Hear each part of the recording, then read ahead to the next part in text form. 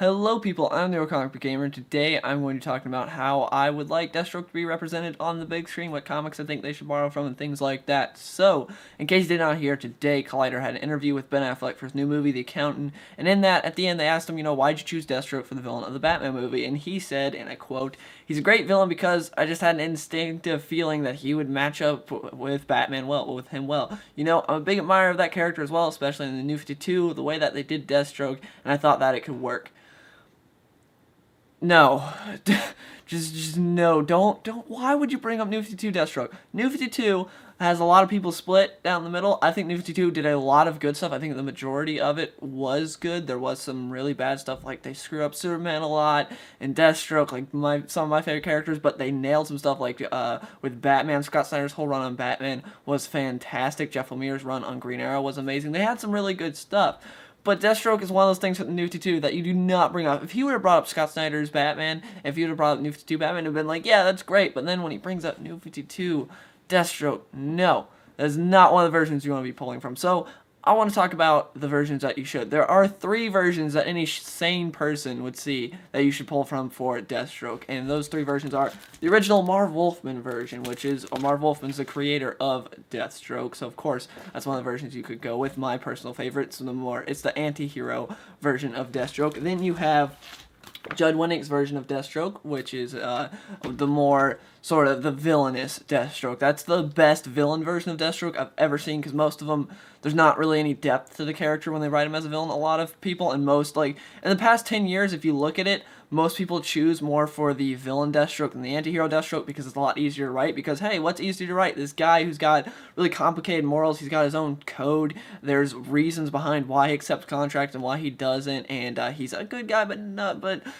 the best, to where you could just go money-hungry mercenary. Which one of those is easier to write? So, of course, they go with the money-hungry mercenary, because there's no complexity to it. Super easy to write. But anyways, yeah. Those are the first two versions. And then the last one you have, which they might go with this since Jeff Johns is helping, Jeff Johns' Deathstroke, which is sort of in the middle. He's a bad guy, but he cares for his family, which is a little different because, he acts like he doesn't, but behind the scenes, he legitimately does care for his family, to where, like, Judd Winnick's Deathstroke, we didn't get a whole lot of him, but he seems like he doesn't really care about a whole lot but himself, but he is a really, like, badass villainous Deathstroke, and I think that's the only way to write villain Deathstroke. So anyways, let's get into those three versions. So, the Marv Wolfman Deathstroke. Marv Wolfman's Deathstroke is an anti-hero. He was introduced in this issue. In that issue, his son takes up a contract to take out the Teen Titans. His son ends up dying while fighting the Teen Titans. It's not the Teen Titans' fault. He just had this... He had a supposedly better serum than Deathstroke's, but it made it to where the more he fought, like, it was slowly killing him, the more he, like, stressed his body, and so he died fighting the Teen Titans. So since he had taken up that contract, Slade Wilson, Deathstroke, his father, took up the contract to go after the Teen Titans. So Deathstroke was initially introduced as a villain. And then we got the Judas contract storyline, which was a storyline where Deathstroke used Tara, who, if you guys watched the Teen Titans show, then you know who she is. But anyways, she's a character that joined the Teen Titans that was very young, that Deathstroke used to infiltrate them and to capture all of them. He did end up capturing all of them and fulfilling his contract with the Hive. And through this storyline, we see that it seems like Deathstroke is a complete villain, but then we get introduced to his origin, and then later on we get his solo series, and it's shown that he is not actually a villain. He's not a bad guy. He's an anti-hero. Now, he doesn't want you to know that. He doesn't want the heroes to know that, because he just honestly doesn't care. But he's very middle of the road. He's very anti-hero. He's not a villain. He's not like, oh, well, I'll do whatever for money or anything like that. No, that's not the character at all. He turns down multiple contracts. And fast, in the storyline City of Assassins, where he fights Batman, he turns down the contract at the very beginning, which is offering a lot of money, and everyone's confused, like, why are you turning down this contract? But anyways, yes, a very complex character. I love it. He's awesome, and yeah, I think that's the way Deathstroke is meant to be written, since Marv Wolfman, the creator, wrote him as an anti-hero, so it makes sense for him to be an anti-hero. But there are good villain Deathstrokes, like Judd Winnick's Deathstroke in Green Arrow Road to Jericho. Now, in this storyline, actually prior to this storyline, there was a story leading up to it to where Deathstroke got himself captured on purpose. So he got beat by Green Arrow on purpose, so that way he could get into this prison to break this guy out. So anyways, there's been this sort of rivalry between Green Arrow and Deathstroke ever since Identity Crisis, and Identity Crisis was where a lot of people first heard about Deathstroke, because in that storyline, Dr. Light is being hunted by the Justice League, so he hires Deathstroke to defend him. So Deathstroke ends up taking on a lot of people from the Justice League, like Black Canary, Kyle Rayner, Green Lantern, a bunch of those guys. He's taking them all on. He ends up losing, but he was beating the crap out of them, and this got Deathstroke known a lot more. But anyways, the way he gets taken out is, because he's in complete control of the fight, the way he gets taken out is Green Arrow takes an arrow and stabs it into his empty eye socket, which was kind of weird because that just like pissed him off and made him completely lose control of his plan. I thought was really stupid. Like, I understand the Justice League taking out Deathstroke. That's not my problem. They completely could take down Deathstroke. But to take him down like that was just stupid. But anyways, that started the rivalry between Green Arrow and Deathstroke. And then later on,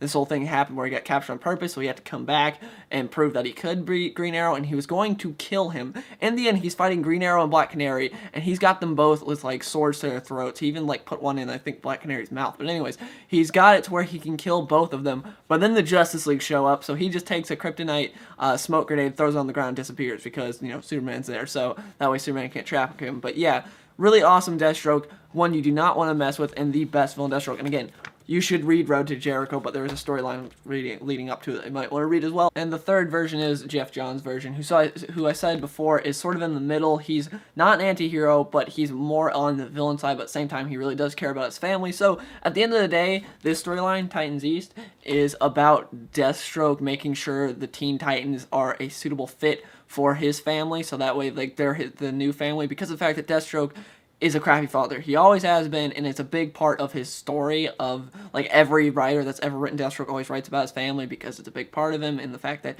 he's just a really crappy father. So in this, he's just making sure that the Titans are a suitable fit to be his kid's new family, because a lot of those kids are on the Teen Titans. So yeah, that's what that storyline's about, like, at the end of the day. There's a lot of other stuff in it, but it's really cool. You have an awesome fight at the end between Deathstroke and the Teen Titans. But anyways, those are 3 versions they should borrow from. I really hope they go with Marv Wolfman Deathstroke. I highly doubt it, since Ben Affleck like New 52 Deathstroke, and New 52 Deathstroke's that money-hungry mercenary that'll do, like, anything for money, and I really hate that Deathstroke. There were some bright spots in New 52, but majority of the New 52 Deathstroke just sucked really bad, so not looking forward to that. Now, if there's only one thing that they take from the Marv Wolfman comics and this new adaptation of Deathstroke on the big screen, I really hope it's the fight between Deathstroke and Batman in City of Assassins Part 2. Now, this fight is amazing. It's one of my favorites in all of comics. It's so great, and in this fight, Batman and Deathstroke are fighting, obviously, and Batman starts to get the upper hand a bit, and then Deathstroke's just like, no, I'm not gonna let this go on anymore, because, like, Batman's getting some hits in, and some good hits. It looks like he might win the fight, and this was huge, because this was, like, you know, this was in the 90s,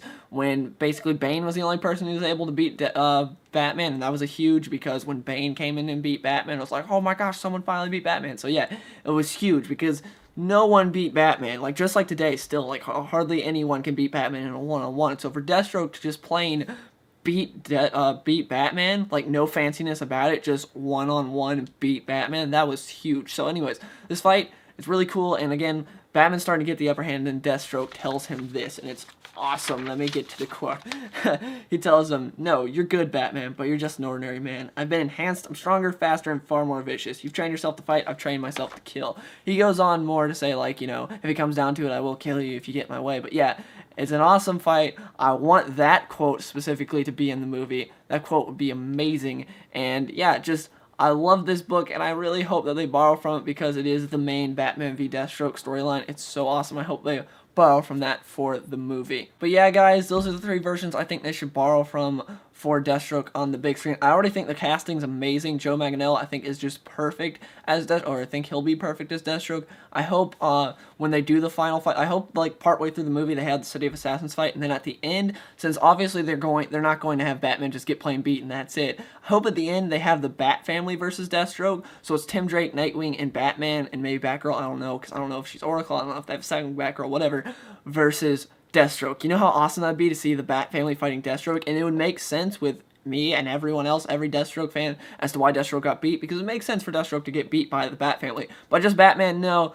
doesn't really make sense. So yeah, I really hope that they do that because it'd be awesome. Partway through the movie, they have a fight between Batman and Deathstroke to where Deathstroke beats him. It's the City of Assassins fight. Batman realizes he can't beat Deathstroke one-on-one, so he gets the help of the Bat family. And you know how awesome that'd be at the end, Nightwing coming in and the rest of the Bat family fighting Deathstroke? That would be amazing. But anyways, please let me know in the comments below what would you want to see from Deathstroke on the big screen. I hope you guys enjoyed this video, and I'll see you in the next one.